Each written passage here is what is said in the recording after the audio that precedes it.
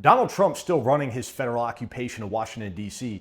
like it's his personal reality show. Troops in the streets, cops under federal control, the whole thing framed as restoring law and order. And now he's out there bragging that the mission's complete, that the nation's capital has zero crime. You heard it right, zero crime.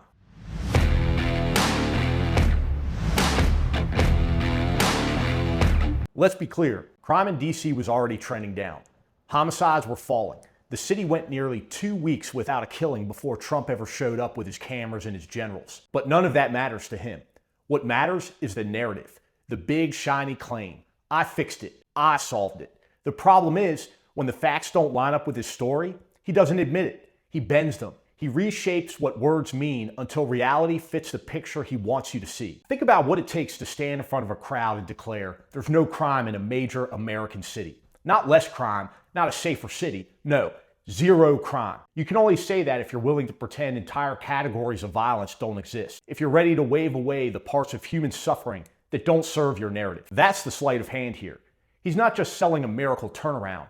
He's redefining what counts as harm, deciding which victims matter and which ones can be erased. And to make the numbers work, he went for the kind of crime he thinks nobody should care about. At the Museum of the Bible, he said this: domestic disputes, a little fight with your wife, shouldn't be counted as crimes.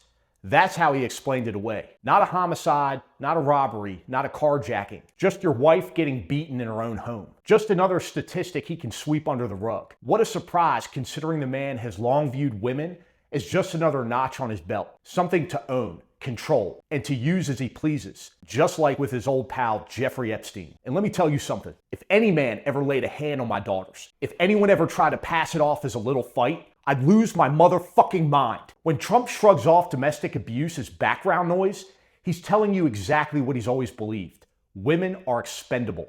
Their pain doesn't count. Their safety doesn't matter. This isn't about public safety. It's about power.